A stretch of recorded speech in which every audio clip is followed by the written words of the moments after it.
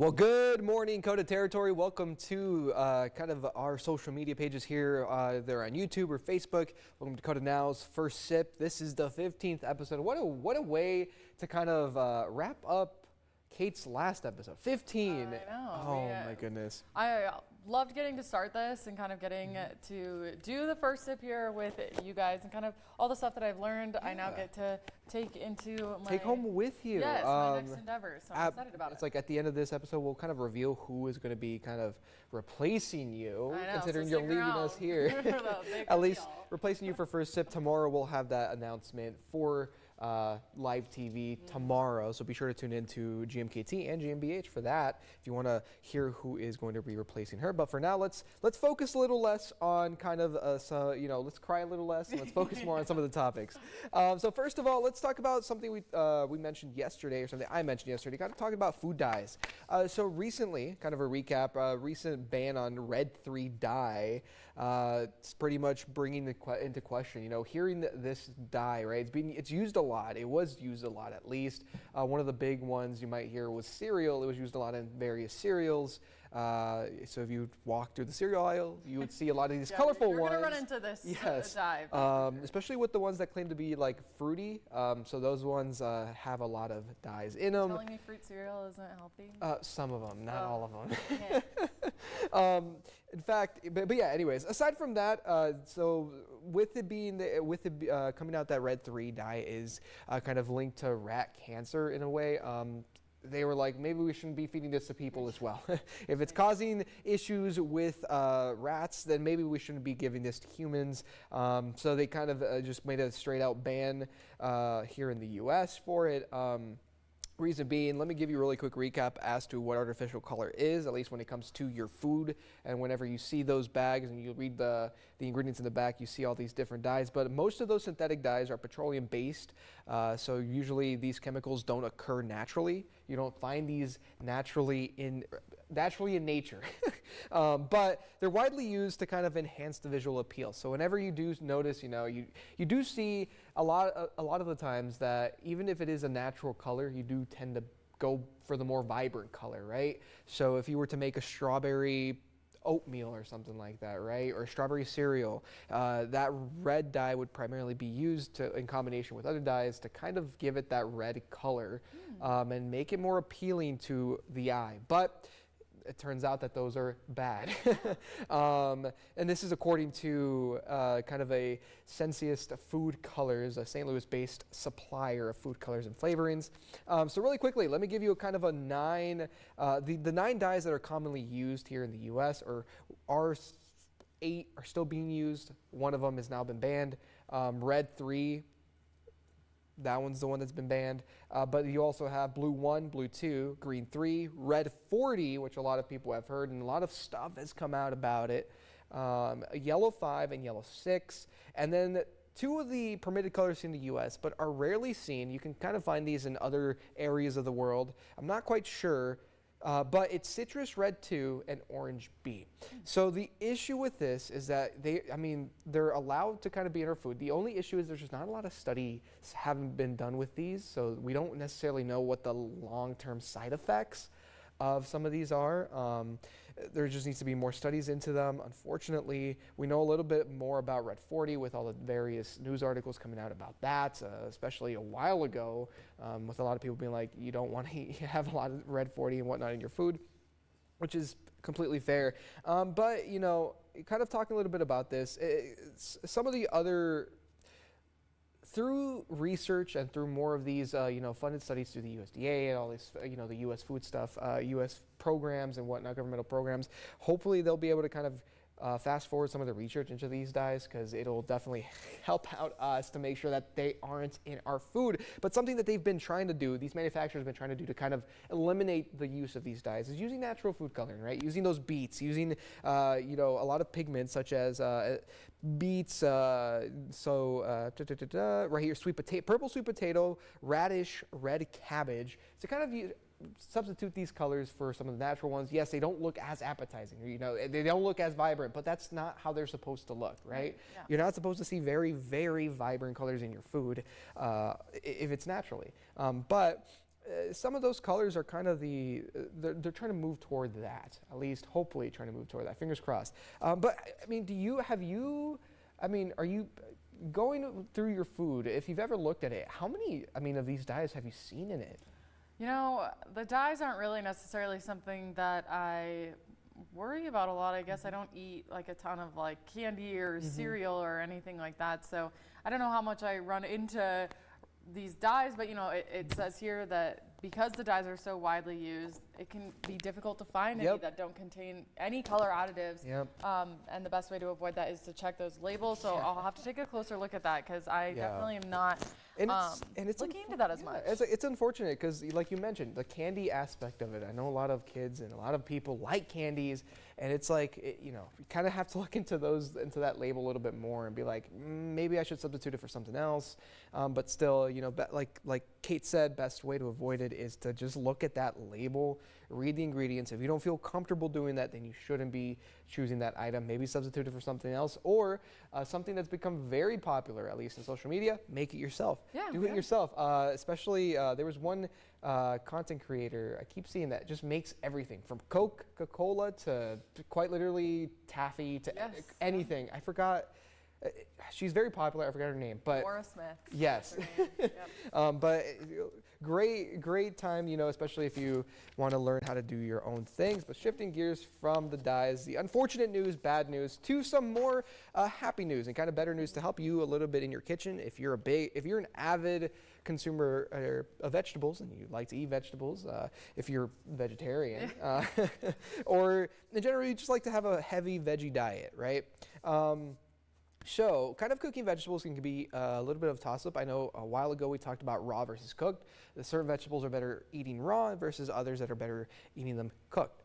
So, kind of, if you do like to eat them cooked, here are some kind of general tips.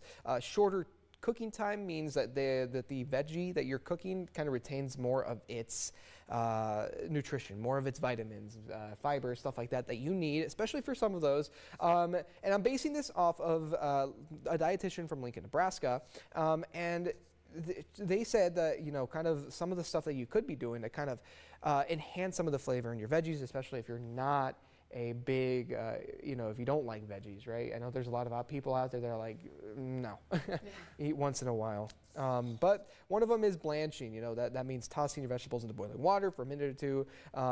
But like I mentioned earlier, if you cook it too long, it loses that nutritional value, or can lose that nutritional value. Plus, it just becomes mush after a while. You've eaten some overdone carrots, right? Yeah. Where it comes out and it's just mushy. Yeah, I'm more partial to sautéing, just because you get to use some of those oils, use some of that butter to kind of enhance the flavors there. I have never actually blanched any of my vegetables, so maybe I should if I want a little healthier option there. Yeah, well, talking about sautéing, because I know we left off of it on Good Morning Black Hills here, so it's kind of sautéing a little bit. According to that same dietitian, it's recommended to start over medium heat with a tablespoon of oil.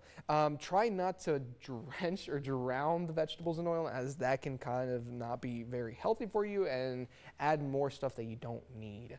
But kind of the reason why you want to kind of cook some of these veggies is because you get more of those vitamin D's, vitamin A, E from bell peppers, and then some of the for the leafy greens, and kind of the dietitian said some asparagus as well. You get more vitamin K from greens. That'd be broccoli, onion, other related in the same family, which is really cool, especially if you like sautéing, first of all, and if you like to roast your veggies. You kind of want to, maybe the longer cooking time might make you want to gear toward away from that, but if you do, kind of maintaining the same heat helps out with that. It kind of helps boost the flavor with caramelization of natural sugars and natural flavoring, helps enhance that flavor. Caramelized onions is something I didn't like, and now I can't have it can't go without it on a burger. So. But kind of shifting gears, let's talk about something that's very popular around this time of the year. I know. Called March Madness. Yeah, that's what I was going to say. We're getting into March Madness. We're well into March Madness. Everybody's been placing their bets, and coming off the heels of the Super Bowl, everybody's really getting into sports betting, especially around here. It's grown so quickly, so fast. And it can be a lot of fun, as long as you're doing it responsibly. It can be a great way to see your partner, your friends, your family, yourself get invested in these games. But as you kind of it's definitely become a hobby, I've noticed, sports betting. 100%. And last year alone, Americans bet more than $121 billion on sports alone. That's not even including anything else. So like any other, kind of addiction, you can run into alcohol addiction, drug addiction, gambling is an addiction that you can have. If you fly a little too close to the sun, it can become a problem. Yeah, exactly. Now some common signs of sports betting becoming a problem can include, preoccupation with betting, including constantly thinking about future bets, past bets, or strategies to win. That's kind of consuming you in a way. That's a sign that can become a problem. Chasing losses, trying to kind of recoup those losses with more bets, placing more bets, even though you're losing more and more money. You're placing more bets to kind of hope to win that money back, but it can kind of pile up and also cause financial problems and increase the amount of money you're wagering. Have you ever placed a bet on a game or something? I've never gambled in any way, shape, or form. It scares me a little too much. No, I don't blame you. I don't have enough money to lose any, even for fun. And if you do end up doing it, do it responsibly. But the thing is, it's interesting. Even if you don't gamble, did you fill out a bracket this year for March Madness? No. Oh, shoot. Okay. Talking a little bit about, some of the stuff, especially with that chase of that, like that feeling of winning or whatnot when it comes to that, there's definitely it can definitely be a problem, especially if you win something, then you get hooked on it. Yeah, you're like, I can do this again. Yeah, with high highs and very low lows. Once you start losing that money, you can start neglecting your responsibilities, whether it's work, family, school. If you're lying about your habits, including how much money you're losing, how much money you're winning, or you're not telling your family and friends that you're gambling at all, it can become dangerous. And then even if you're borrowing money to gamble, you have an irritability or restlessness when it comes to the topic, or you're continuing to gamble despite these negative consequences that you're facing, that can be a sign that you're maybe overdoing it a little bit and you need to reach out for help. What are some ways that people, if some people watching right now do kind of notice that they are starting to do this, who can they reach out to if they want to seek that help? Yeah, one of the biggest ones that people suggest is to maybe just reaching out to a friend or family member, starting there in a safe space, finding someone that you can trust to kind of say, hey, I'm in this tough situation. Similarly to most mental health and addiction crises, kind of just telling one person and getting that snowball rolling can make it easier. Of course, there are mental health professionals and gambling support groups as well. These sports betting can lead to serious financial, emotional, and psychological consequences. So if you're kind of teetering on the edge there, maybe kind of reach out for help before it gets to the point of no return. No, exactly. And hopefully, if you do find yourself, again, reach out for help. There is a hotline for that as well. So please seek help if you do find yourself in that situation. Right. And, speaking of causing stress as we go, continue March Madness. I'm sure everybody's kind of gearing up towards the end here, but sports betting can cause stress, work can cause stress, lots of things can cause stress, and April is Stress Awareness Month. So some things ahead of April. Of course, we're like 3 days away, which is crazy. March just flew by, that's for sure. It really did. But workplace stress in South Dakota is on the rise. And it's not just South Dakota, it's nationally due to a lot of things, including the economy, job insecurity. Everybody's worried about the economy. If it crashes, where their jobs are going to stand. You have demanding workloads, poor management, and difficult relationship with colleagues can kind of build and build and build, especially in this kind of tense climate that we live in. All of these things can lead to kind of a bad work experience.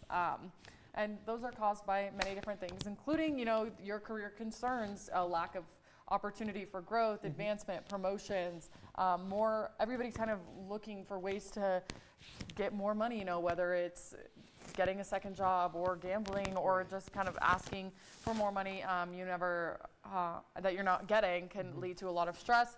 That demanding workload, again, kind of that high high workload with low pay, long hours, and kind of a lack of control over what you're doing can also contribute to workplace stress. Right. That poor management, if you have a lack of support from your superiors and kind of unclear expectations, that can really weigh on you, especially in the workplace. Yeah, I mean, especially nowadays, you mentioned with a lot of stuff going on, whether it's, you know, you hear here in local news or you hear in like legacy news or national news, some say, it can be stressful. I mean, you know, going from work to home can be stressful nowadays. So kind of being able to find a way to make sure, you know, reaching out for people for help, kind of make sure you de-stress yourself. Socializing can be a good thing. I read that on the happiness index, being like the world's becoming happier, but you know, it seems like the world's also becoming a lot more stressful. But some ways to de-escalate your stress can kind of come from maybe finding a friend in your workplace. If there's one person who you know is kind of struggling through the same things, someone who's your direct peer, you can kind of reach out, talk to them, see how that goes. And if you're unsure about your workload, talking to your hopefully secure management to kind of distribute the workload a little bit easier, a little bit differently to make that stress, kind of take some of that stress off your shoulders, and also kind of coming together maybe with people outside of work and saying, here's what's going on, this might be affecting my work life, it's affecting my personal life, and these are some ways that I need your support to be able to get through that kind of stuff. And if that kind of, you know, if that doesn't work, please reach out to your, primary care provider. Reach out to, I know we have wonderful resources around here in Rapid City, around the Black Hills and KOTA Territory. So reach out to them. They're there to help. They're there for a reason. If you do find yourself it escalating, please reach out for help. We want to make sure you find the right people to help you in your certain situation. But other than that, thank you for joining us here on First Sip this Thursday morning. You know, it was nice doing this show with you for a while. You know, 15 episodes. I mean, we made it a long time. I'll tell you that right now. It's like about 7 weeks. We got the ball rolling. You and Mimi Herrick are going to take it away and do some wonderful things. I'm excited to tune in and learn some stuff, because these studies and this show has definitely kind of helped me change not only like my diet, my routine, how I wake up in the morning, how often I am getting away from the computer when I go to work and stuff like that. It's been helping me kind of, like you said, focus more on my diet. I know for a fact that I found myself yesterday actually looking at the labels of certain items that I used to buy or that I used to eat a lot. I say used to, and I hope the habit, as I mentioned, habit sticks. But I also did walk away from the store yesterday with a nice like 6-pack of like prebiotic sodas. So. I've yet to try one. We need to get you on one. I'll bring one in tomorrow. What's your favorite flavor of soda? If you even like soda. Yeah, gosh, you know, I hear they have root beer or strawberries and cream, maybe one like that. All right. I'll see if I can find one. Bring it in. Whatever honestly works. I've never had one, so you never know what I'm going to like. Yes. For sure. All right. Well, thank you for tuning in again. Like I said, this Thursday morning. We'll see you right back here tomorrow for your weekend weather outlook and for DIY Friday Delights with Mimi Herrick. But for now, I'm Humberto Giles-Sanchez. And I'm Kate Robinson. Have a good day.